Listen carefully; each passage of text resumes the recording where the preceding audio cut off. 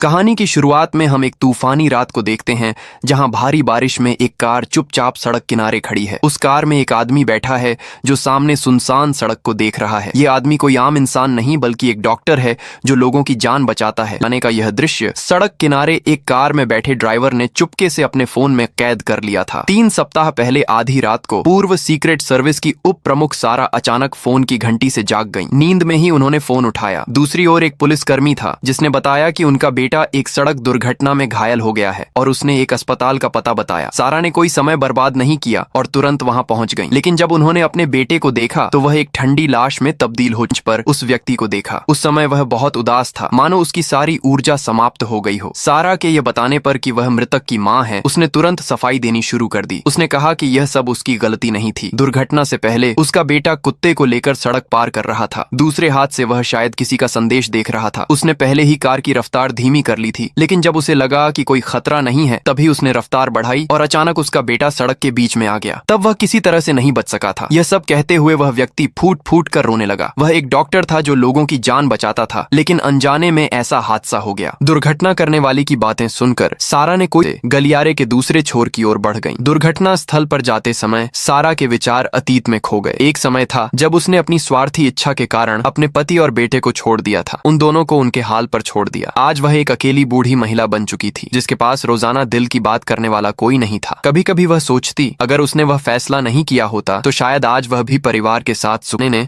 उसके पहले से ही सूने दिल पर एक ऐसा गहरा जख्म दे दिया था जो भरना मुश्किल था। लेकिन अब पछताने से कुछ हासिल नहीं होने वाला था। गीली सड़क और क्षतिग्रस्त कार को देखते हुए सारा के मन में कुछ हलचल महसूस हुई। हालांकि वह जानती थी कि यह सिर्फ एक दुर्घटना हो सकती है, लेकिन एक सेवानिवृत्त जासूस होने के नाते उसने अपने बेटे का फोन देखने की जिद की। वह समझती थी कि मामले की औपचारिकता पूरी होने से पहले ऐसी मांग स्वीकार नहीं की जाती। लेकिन अपना बेटा खो चुकी इस मां को देखकर पुलिसकर्मी का दिल पसीज गया। उसने चारों ओर एक नजर डाली, फिर अपना फोन निकाल बेटे से बात किससे कर रहा था और क्या इसमें कोई असामान्य बात थी, क्योंकि वर्षों से उसका अपने बेटे से कोई संपर्क नहीं था। इसलिए कुछ पता लगाने के लिए वह अपने बेटे के पुराने घर आई। वहां उसकी मुलाकात अपनी गर्भवती बहू वेल से हुई। वेल से उसे पता चला कि जॉर्ज जीवित था, नेपोली नामक एक जैविक कंपनी में काम करता था। क्या उसे काम से जुड़ी कोई परेशानी थी? उसे हर कोई प्यार करता था जो उसे जानता था। वह बहुत प्यारा इंसान था। तभी वहां मौजूद वेल की मां खुद को रोक नहीं पाई। उसने सारा से पूछा कि वह कैसे अपने ही बेटे को छोड़ सकती थी। आखिरकार उस समय बच्चा सिर्फ 7 साल का था। सारा ने टाल मटोल नहीं की। उसने सीधे कहा कि वह किसी और से प्यार करने लगी थी और उसका वह कोई और था, तत्कालीन सीक्रेट सर्विस के प्रमुख टैम्बरी। इस दौरान दोनों के बीच धीरे धीरे प्यार हो गया। स्थिति को और समझने के लिए अगले दिन सारा ने अपनी लगता है वह तैयार है, लेकिन मुझे नहीं लगता। दूसरी ओर सारा भी आराम से नहीं बैठी थी। वह अपने बेटे के पूर्व कार्यालय पहुंची। मकसद बताने पर सेक्रेटरी उसे बॉस जूडी के ऑफिस के बाहर ले गई। जब सेक्रेटरी जूडी को भी पता चल गया कि प्रति से मिलने वास्तव में उसका बेटा जॉर्ज गया था। अंदर जाने की इजाजत मिलने पर सारा ऑफिस में दाखिल हुई और तुम्हारे जैसा है, मुझे नहीं लगता वह इतना पागल था। शायद उसे कुछ ऐसा पता चल गया जो उसे मारने जैसा था। टेरेसा ने उसे धैर्य रखने को कहा। उसने कहा कि वह खुद इस मामले की जांच करेगी। यह कहकर टेरेसा अपने सहयोगी के साथ वहां से चली गई। लेकिन सारा यह नहीं जानती थी कि टेरेसा के साथ आया वह युवक सिर्फ उसका अधीनस्थ ही नहीं था बल्कि उसका प्रेमी भी था। दोनों की उम्र में 20 साल का फासला था, लेकिन इससे उनके जीवन के सुख दुख साझा करने में कोई बाधा नहीं थी। इसी दौरान सारा ने यह भी देखा कि यह युवक मेयर पद के उम्मीदवार टेरालो के साथ खिंची एक तस्वीर में था। लग रहा था कि टेरेसा का उसके साथ होना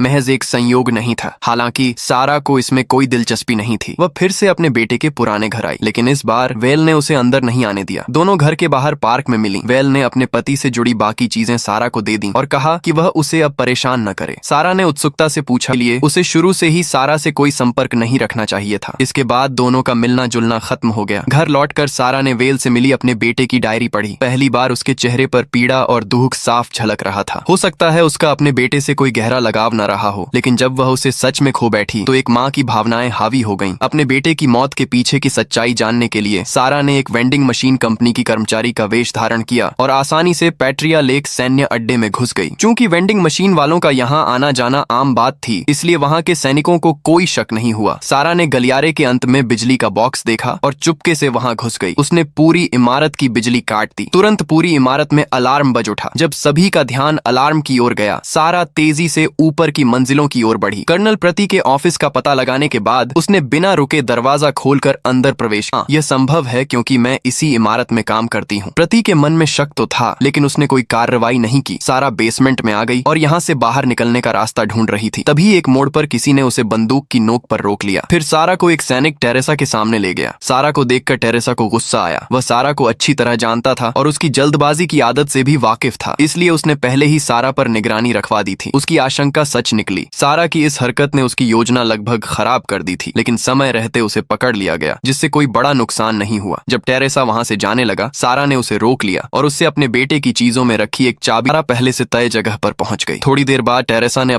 उसने यह जगह प्रति के इलाज के लिए किराए पर ली थी। एक बार मानसिक स्थिति खराब होने पर यह बात उसके डॉक्टर लुडोविको को पता चल गई। उसने प्रति से कहा कि वह जॉर्ज को भूलने की कोशिश करे, नहीं तो इलाज पर असर पड़ेगा। शायद मानसिक रूप से टूटने के कारण जॉर्ज को भूलने की कोशिश में उसका लुडोविको के साथ संबंध बन गया। एक जासूस होने के नाते सारा को तुरंत शक हो गया। वह लुडोविको के अस्पताल गई। उसका चेहरा देखते ही सब कुछ साफ हो गया। ये उलझे भावनात्मक धागे उसकी मौत की असली वजह थी। यह देखते हुए कि वेल गर्भवती थी ताकि बेटे और इन दोनों के बीच के रिश्ते से उसे कोई ठेस न पहुंचे, सारा ने वह चाबी समुद्र में फेंक दी। वह वेल और उसके अजन्मे बच्चे को नहीं खो सकती थी, लेकिन अपने बेटे के कातिल से बदला लेना भी जरूरी था। एक मूसलाधार बारिश की रात उसने एक तार से आसानी से एक कार का दरवाजा खोला और अंदर बैठ गई। चुपचाप अपने निशाने का भुगत ली। लेकिन सारा के लुडोविको को टक्कर मारने का यह दृश्य सड़क किनारे खड़ी टेरेसा ने अपने फोन में कैद कर लिया था। सारा ने उस कार में आग लगा दी। उसे लगा कि अपने बेटे का बदला लेने के बाद उसकी जिंदगी शांत हो जाएगी, लेकिन वह नहीं जानती थी कि एक बड़ा खतरा अब भी उसका इंतजार कर रहा था।